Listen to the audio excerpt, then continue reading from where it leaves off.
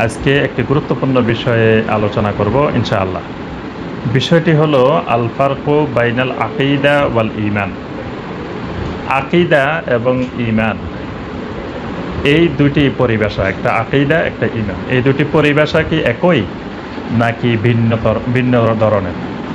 এই দুটার মধ্যে কোনো সম্পর্ক আছে কিনা? বিশেষ করে বর্তমানে আমরা কাউকে কাউকে বলতে শুনি যে আকিদা এত গুরুত্বপূর্ণ কোনো বিষয় নয়, কারণ আকিদা কোরআনে এবং হাদিসে কোথাও আকিদা শব্দ আসে নাই। সুতরাং আকিদা বা সহি আকিদা এগুলো এত প্রয়োজনীয় না। এই জাতীয় কথাবার্তা আমরা অনেকের মুখে বলতে শুনি। ইদানিং এই প্রবণতা দিন দিন বৃদ্ধি পাচ্ছে। তো এই বিষয়ে আলহামদুলিল্লাহ আমাদের সালাফে সালেহিন উলামায়ে কেরাম অনেক আলোচনা করেছেন। তো আমরা সংক্ষিপ্তভাবে এই বিষয়টির উপরে কয়েকটি পয়েন্ট আলোচনা করব। এই বিষয়টির উপরে সংক্ষেপে মোট 12টি পয়েন্ট আমরা তুলে ধরার চেষ্টা করব সংক্ষেপে, যাতে আমরা সহজে বুঝতে পারি।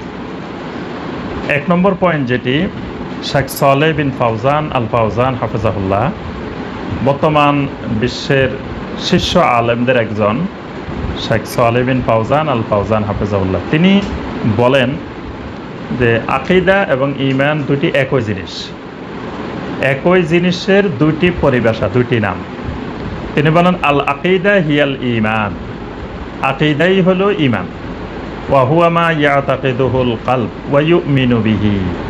তিনি বলেন ঈমান হলো কলব যেই বিশ্বাসটা পোষণ করে, যেই আকিদা পোষণ করে, ওয়া ইউমিনু বিহি, এবং ওই জিনিসটার প্রতি বিশ্বাস স্থাপন করে, ওইটার নামে হলো ঈমান।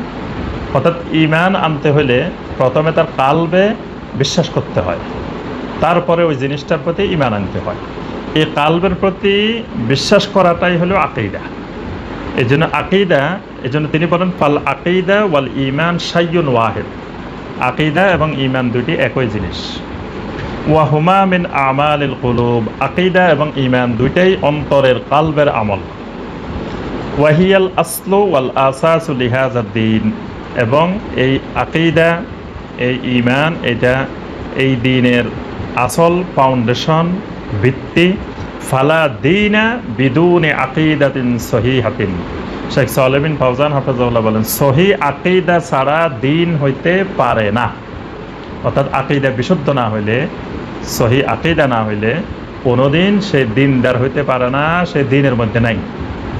অর্থাৎ তিনি ব্যাখ্যা করেছেন যে আকিদা আর ঈমান দুটি একই জিনিস, একটা আরেকটার সাথে অঙ্গাঙ্গিভাবে জড়িত। কখনো আকিদা দিয়ে ঈমানকে বোঝানো হয়, কখনো ঈমান দিয়ে আকিদাকে বোঝানো হয়। তবে জমহুর উলামায়ে কেরাম আরও ব্যাখ্যা দিয়েছেন যে ঈমান এবং আকিদার মধ্যে সম্পর্ক কী, মানে ঈমান কী জিনিস, কী জিনিসকে অন্তর্ভুক্ত করে, আকিদা কী বিষয়কে অন্তর্ভুক্ত করে। আকিদা শব্দটি কোরআনে কারিমে সরাসরি যদিও বিশ্বাস অর্থে ব্যবহৃত হয় নাই, কিন্তু কোরআনে কারিমে অনেক জায়গায় আকিদা বা আকদুন, এটার মূল যে মাদ্দা আকদুন, আকদুন মাদ্দা থেকে অনেক শব্দ কোরআনে ব্যবহার হয়েছে। উকদাতুন নিকাহ, ওয়ালা তাযিমু উকদাতান নিকাহ, উকদা ব্যবহার করা হয়েছে, অর্থাৎ গিরা, বন্ধন, এগুলো বুঝাইতে আকদ শব্দ ব্যবহার করা হয়েছে। যেমন আমরা বিবাহের আকদ বলি, আকদে নিকাহ, যে বিবাহের চুক্তি। আল্লাহ বলছেন আউফু বিল উকুদ, তোমরা যে আকদ করো, চুক্তি করো, সে অঙ্গীকারগুলো রক্ষা করো। এরকম মানে আকদ মাদ্দা থেকে অনেক শব্দ কোরআনে কারিমে ব্যবহৃত হয়েছে, হাদিসে অসংখ্য শব্দ ব্যবহার হয়েছে। এবং মুহাদ্দিসিনে কেরাম আমরা দেখি যুগে যুগে এই আকিদা পরিভাষাটি তারা ব্যবহার করেছে, এবং হাদিসের অনেক বাব, অনেক অধ্যায়ের শিরোনাম দিয়েছেন মুহাদ্দিসিনে কেরাম এই আকিদা শব্দটি দিয়ে। কিন্তু বিশেষ করে এখন যারা হাদিস অস্বীকারী, তারা ওই কোরআনে কারিমের সরাসরি আকিদা শব্দটি না থাকাতে তারা হাদিস থেকে এই শব্দটি মানতে রাজি না। এই জন্যে তারা ব্যাখ্যা করে যে আকিদার প্রয়োজনীয়তা নেই। আর আরেকটি বিষয় হলো যে অর্থাৎ এই হাদিস অস্বীকার করা এবং শুধু কোরআন কেন্দ্রিক, কোরআন মানা, এই যে ভ্রান্ত যে দাওয়াতটা, এই দাওয়াতটার বড় প্রতিবন্ধক হলো হাদিস বা সহি আকিদার দাওয়াত বা সালাফি মানহাজের দাওয়াত। এজন্য তারা এটাকে তাদের বিপরীতমুখী, তাদের দাওয়াতের প্রতিবন্ধক মনে করে তারা বেশি বেশি প্রচার করে যে আকীদা শব্দটি কোরআনে নাই, সুতরাং এটা এত গুরুত্বপূর্ণ কোনো বিষয় নয়, এই জাতীয় প্রচার করে থাকে। তো আমরা দেখব যে আসলে ঈমান এবং আকীদা দুইটি একটি আরেকটির পরিপূরক বা একটার সাথে আরেকটা সম্পর্ক। তো প্রথম পয়েন্ট আমরা বললাম যে সালেহ বিন ফাওজান হাফিজাহুল্লাহ বলছেন ঈমান আর আকীদা এক জিনিস। আর 2 নম্বর পয়েন্ট হলো আল ঈমান আওসা মানান মিনাল আকীদা, ঈমানটি আকীদা শব্দের চাইতে আরো প্রশস্ত অর্থ বোঝায়। অর্থাৎ ঈমান বললে ইয়াশমিলুল ইতিকাদ ওয়াল কাউল ওয়াল আমল, ঈমান বললে অন্তরের বিশ্বাসকেও বোঝায়, মুখের স্বীকৃতিকেও বোঝায়, আমলকেও বোঝায়। অর্থাৎ ইতিকাদ বিল জানান, ইকরার বিল লিসান, আমল বিল আরকান, তিনটি জিনিসের সমন্বয়ে ঈমান। অর্থাৎ ঈমান বললে অন্তরের বিশ্বাস, তারপরে মৌখিক লিসানের স্বীকৃতি এবং অঙ্গ প্রত্যঙ্গ দ্বারা আমল করাকে বোঝায়। আর আকীদা বললে অন্তরের বিশ্বাসটাকে বোঝায়, যেটা হলো এই তিনটার মধ্যে সবচাইতে গুরুত্বপূর্ণ হলো অন্তরের বিশ্বাসটা। অন্তরের বিশ্বাস যার যত মজবুত হবে তার মুখের স্বীকৃতি, তার আমল তত মজবুত হবে। অন্তরের বিশ্বাস, অন্তরের আকীদা যার যত দুর্বল হবে তার কাউল, তার ফেল, তার কাজকর্ম তত দুর্বল হবে। যেমন মুনাফিকদের অন্তরের বিশ্বাসটা, অন্তরের আকীদাটা দুর্বল থাকার কারণে তাদের সব আমলের মধ্যে দুর্বলতা ছিল। আর সাহাবায়ে কেরামের অন্তরের বিশ্বাসটা, আকীদাটা মজবুত হওয়ার কারণে সাহাবায়ে কেরামের প্রত্যেকটি আমল মজবুত ছিল, শক্তিশালী ছিল। অর্থাৎ বাকি ঈমানের যে দুটি বিষয়, এই দুইটা নির্ভর করে আকীদার উপরে, অন্তরের বিশ্বাসের উপরে। অর্থাৎ এখানে আমরা বুঝতে পারলাম যে ঈমানটা আকীদার চাইতে আরো প্রশস্ত, আরো ব্যাপক। ঈমান বললে অনেকগুলো জিনিসকে অন্তর্ভুক্ত করে, আর আকীদা বললে ঈমানের অনেকগুলো বিষয়ের মধ্য থেকে একটি গুরুত্বপূর্ণ বিষয়, যেটা ইতিকাদ বিল কলব, অন্তরে বিশ্বাস করা, এটাকে আকীদা বলা হয়। তো যেহেতু তিনটা বিষয়ের মধ্যে এটাই সবচেয়ে গুরুত্বপূর্ণ, এই জন্যই আকীদার উপরে ঈমানের বাকি দুইটার চেয়ে আকীদার উপরে যুগে যুগে সাহাবায়ে কেরাম, তাবেঈন কেরাম, সালাফে সালেহিন জোর দিয়েছে। 3 নম্বর পয়েন্ট যেটি আল আকীদা আসলুল ঈমান ওয়া আসাসুহু, ঈমানের আসল, ঈমানের ফাউন্ডেশন, ঈমানের ভিত্তি হলো আকীদা। অর্থাৎ ঈমান আমরা ইতিপূর্বে বলছি যে ঈমান তিনটি জিনিসকে অন্তর্ভুক্ত করে, অন্তরের বিশ্বাস, মুখের স্বীকৃতি শাহাদাতাইন, আর আমল বিল জাওয়ারিহ। তো এই অন্তরের বিশ্বাসের উপরেই ভিত্তি করে বাকি দুইটা গড়ে ওঠে। তাহলে এই জন্য বলা যায় যে আকীদাটা হলো ঈমানের মূল ভিত্তি। আকীদা যার যত শক্ত হবে, যার যত মজবুত হবে, ঈমান তার তত বেশি মজবুত হবে, ঈমান তার তত বেশি শক্তিশালী হবে। আকীদাটা ফাউন্ডেশন, এই ফাউন্ডেশন যত দুর্বল হবে তার ঈমানের বাকি অংশগুলো তত দুর্বল হবে, তার ঈমানে তত দুর্বল হয়ে যাবে। অর্থাৎ ঈমানটা আকীদার উপরেই নির্ভরশীল। 4 নম্বর পয়েন্ট যেটি, সেটি হলো যে আকীদার শক্তি যত বাড়বে ঈমান তত বাড়বে। অর্থাৎ ঈমান বাড়ে এবং কমে, ঈমান ওঠানামা করে। আল ঈমান ইয়াজিদু ওয়া ইয়ানকুসু, আহলুস সুন্নাহ ওয়াল জামাতের আকীদা হলো ঈমান বাড়েও কমে, কিন্তু আকীদা বাড়েও না কমেও না। আকীদা হক আকীদা, সহি আকীদা হয় আর বাতিল আকীদা হয়। মানে আকীদা হয় সহি হবে অথবা বাতিল হবে, কিন্তু আকীদা বাড়বেও না কমবেও না। কিন্তু ঈমান বাড়েও কমেও, এবং ঈমানের শক্তি, ঈমানের কুওয়াত, ঈমানের জিনাত এগুলো বাড়ে এবং কমে। তো আকীদার শক্তির উপরে নির্ভর করেই ঈমানের শক্তি, ঈমানের জিনাত, ঈমানের কুওয়াত, ঈমানের সৌন্দর্য, ঈমানের শক্তি, এটা নির্ভর করে আকীদার উপর। আকীদা যদি সহি হয়, বিশুদ্ধ হয়, তাহলে ঈমান বাড়বে। আর আকীদা যদি মজবুত না হয়, আকীদা যদি দুর্বল হয়, আকীদা যদি বাতিল হয়, তো ঈমান কমে যাবে। আকীদার বাড়া কমার মাধ্যমেই ঈমান বাড়ে এবং ঈমান কমে। এটা দলিল অনেকগুলো হাদিসে আল্লাহ রাসূল সাল্লাল্লাহু আলাইহি ওয়াসাল্লাম এটি ব্যাখ্যা করছেন। সহিহ আল বুখারীর কিতাবুল ঈমানের হাদিস, সহিহ মুসলিমের কিতাবুল মুসাকাতের হাদিস। আল্লাহ রাসূল সাল্লাল্লাহু আলাইহি ওয়াসাল্লাম বলেন, আলা ওয়া ইন্না ফিল জাসাদে মুদগা, তোমাদের শরীরের মধ্যে একটা গোশতের টুকরা আছে, মুদগা আছে। ইজা সলাহাত সলাহাল জাসাদু কুল্লু, এটা ঠিক থাকলে তোমাদের পুরো শরীর ঠিক থাকে। ওয়া ইজা ফাসাদাত ফাসাদাল জাসাদু কুল্লু, যদি এটা ফাসাদ হয়ে যায়, এটা নষ্ট হয়ে যায়, তাহলে পুরো শরীর নষ্ট হয়ে যায়। আলা ওয়া হিয়াল কালব, সেটা হলো কালব। তাহলে কালবের বিশ্বাসটাই নির্ভর করে যে কালব যদি বিশুদ্ধ হয় তা আমার পুরা বডি, অর্থাৎ ঈমানের বাকি সব কিছু বিশুদ্ধ হয়ে যাবে। আর যদি আমার কালবের বিশ্বাসের মধ্যে দুর্বলতা থাকে, আমার বিশ্বাসের মধ্যে ফাসাদ থাকে, বিশ্বাসের মধ্যে বাতিল থাকে, তাহলে পুরা শরীর, পুরা আমল, ইমানের বাকি সব কিছু দুর্বল হয়ে যাবে। এজন্য আকীদাটা, কালবটা, ইতিকাদুল কালব, অর্থাৎ আকীদার বিশ্বাসটাই হলো ইমানের ফাউন্ডেশন, ইমানের আসাস। এবং এটা উঠানামা করার মাধ্যমে, এটা শক্তিশালী হওয়ার মাধ্যমে ইমান বাড়ে, ইমান কমে। 5 নম্বর পয়েন্ট যেটি, সেটা হলো আল আকীদা আস-সহিহা তুরিসু ঈমানান সহিহান আলাল লিসান ওয়াল জাওয়ারিহ। অর্থাৎ আকীদা যদি সহিহ হয়, আকীদা বিশুদ্ধ হইলে, তাহলে তার ঈমান বিশুদ্ধ হবে আলাল লিসান ওয়াল জাওয়ারিহ। অর্থাৎ অন্তরের বিশ্বাসটাই বিশুদ্ধ হইলে তার কথাবার্তা বিশুদ্ধ হবে, লিসান বিশুদ্ধ হবে, তার অঙ্গ প্রত্যঙ্গের সব কাজ বিশুদ্ধ হবে। একটু আগে আমরা যেটা বলছি যে সাহাবায়ে কেরাম রাদিয়াল্লাহু তাআলা আলাইহিম আজমাইন, তাদের আকীদা, অন্তরের বিশ্বাসটা বিশুদ্ধ হওয়ার কারণে তাদের বাকি কথাবার্তা সব বিশুদ্ধ, তারপরে তাদের অঙ্গ প্রত্যঙ্গ দ্বারা যত আমল হয়েছে সেগুলো সব বিশুদ্ধ হয়েছে। আজকে আমরা দেখব যে কোনো এই ভাই, কোনো আলোচক, কোনো বক্তা দেখা যায় মাঝে মাঝে বিভিন্ন ধরনের উল্টা পাল্টা বিভিন্ন ধরনের কথা বলে ফেলে। এই যে তার কথার মধ্যে বিচ্যুতি ঘটে, তার অঙ্গ প্রত্যঙ্গে অন্যান্য কাজকর্মে বিচ্যুতি ঘটে, এই বিচ্যুতি কিন্তু অন্তরেরই ফসল। মানে অন্তরে যেটি লুকায়িত থাকে সেটাই তার কথার মাধ্যমে ফুটে উঠে, অঙ্গ প্রত্যঙ্গে ফুটে উঠে। এই জন্য মুনাফিকরা অনেক কিছু লুকানোর চেষ্টা করতো, তারা অন্তরে লুকাই রাখতো, কিন্তু মাঝে মাঝে এগুলো তাদের মুখ দিয়ে প্রকাশ পেয়ে যেত, তাদের কার্যক্রমের মাধ্যমে প্রকাশ পেয়ে যেত। অর্থাৎ অন্তরে যেটা লুকায়িত থাকে ওইটাই তার লিসান এবং আমলের মধ্যে, জাওয়ারের মধ্যে প্রকাশ পায়। তাহলে আমরা বুঝি যে বিশুদ্ধ আকীদাই বাকি সব কিছুকে পরিচালনা করে। ঠিক একইভাবে আকীদা যদি বিচ্যুতি ঘটে, তাহলে তার লিসানের মধ্যে, তার জাওয়ারের মধ্যেও বিচ্যুতি ঘটে। 6 নম্বর পয়েন্ট, যে সমস্ত গুনাহ 2 ধরনের হয়। কিছু গুনাহ আছে মুতাআল্লাক বিল আকীদা, আকীদার সাথে সম্পৃক্ত গুনাহ। আরেকটা হলো আকীদা বিহীন, আকীদার সাথে সম্পৃক্ত গুনাহ না, মানে আকীদার সাথে সম্পৃক্ত না, অন্তরের সাথে সম্পৃক্ত না, কাজের সাথে, অঙ্গ প্রত্যঙ্গের সাথে সম্পৃক্ত। 2 ধরনের গুনাহ আছে। অন্তরের সাথে সম্পৃক্ত, অর্থাৎ আকীদার সাথে, বিশ্বাসের সাথে সম্পৃক্ত যে গুনাহ, এটা মহা বিপজ্জনক গুনাহ। এটাই হলো শিরকের গুনাহ। যে গুনাহকে আল্লাহ পাক বলছেন ইন্নাল্লাহা লা ইয়াগফিরু আন ইউশরাকা বিহি, আল্লাহর সাথে শিরক করলে আল্লাহ পাক সেটা মাফ করেন না।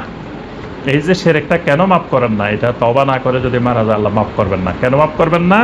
কারণ এই গুনাহটা আকীদার সাথে সম্পৃক্ত গুনাহ, অন্তরের সাথে সম্পৃক্ত গুনাহ।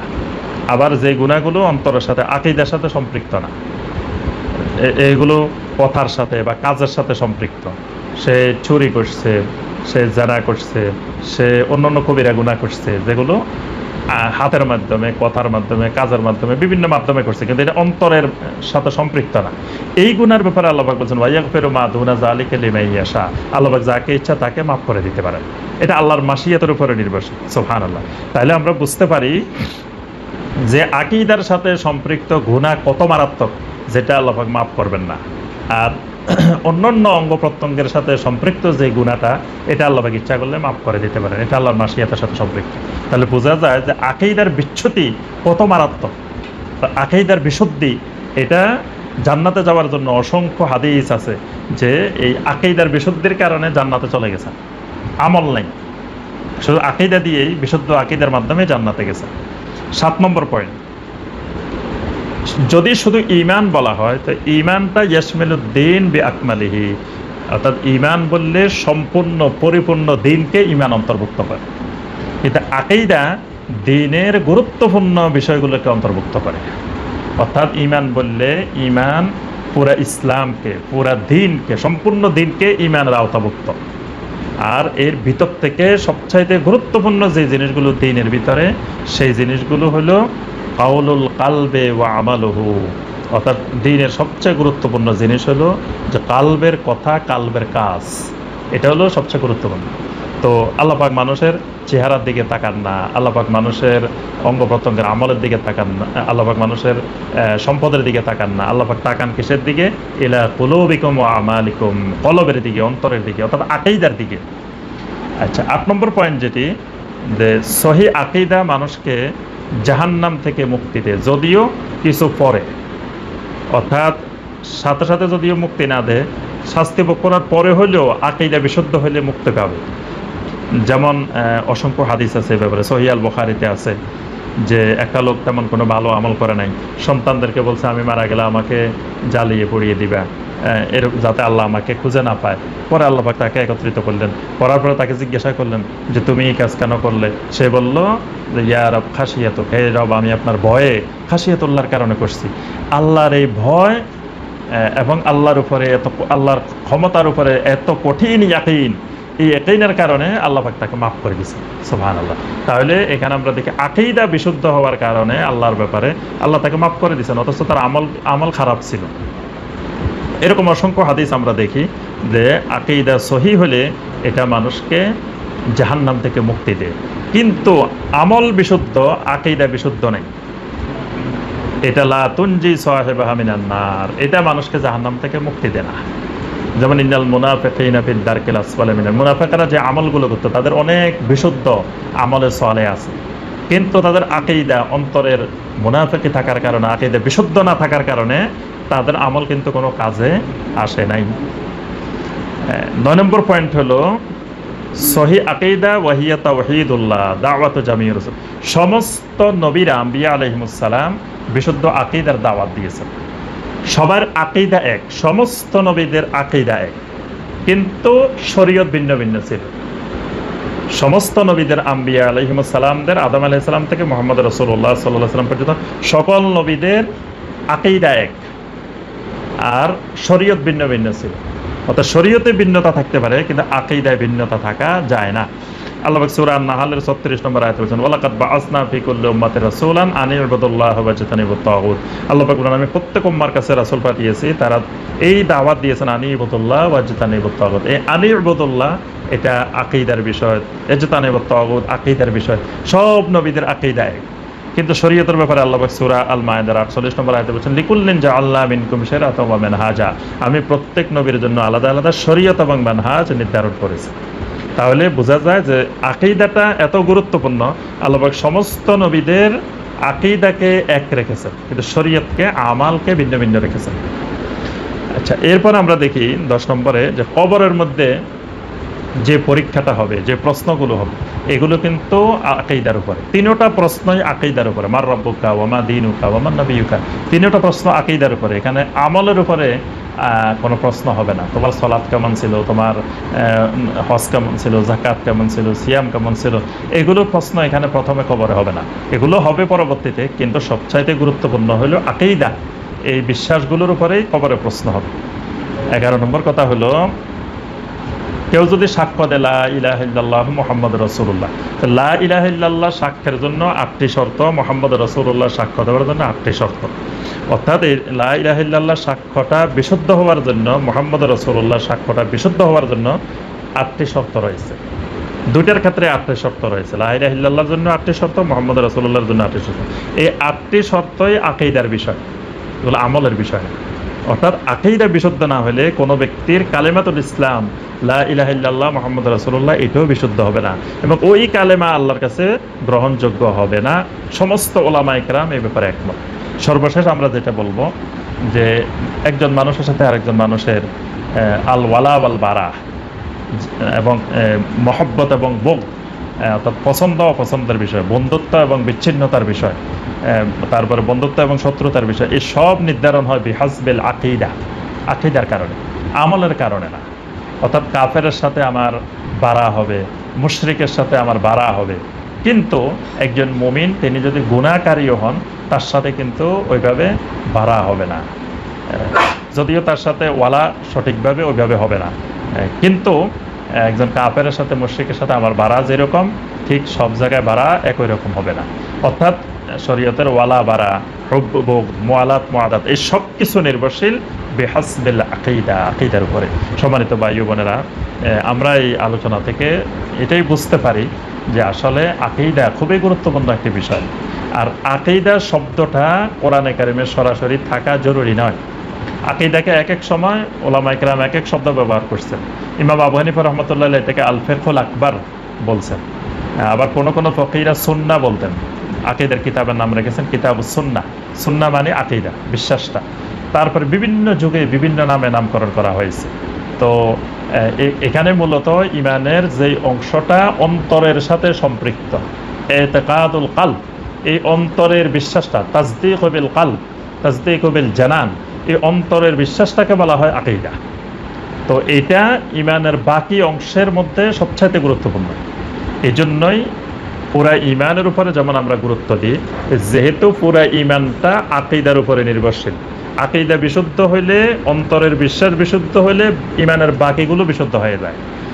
কিন্তু ইমানের যদি অন্তরের আকিদাটা, অন্তরের বিশ্বাসে দুর্বলতা হয়, বাকি সব কিছুতে ইমান দুর্বল হয়ে যায়।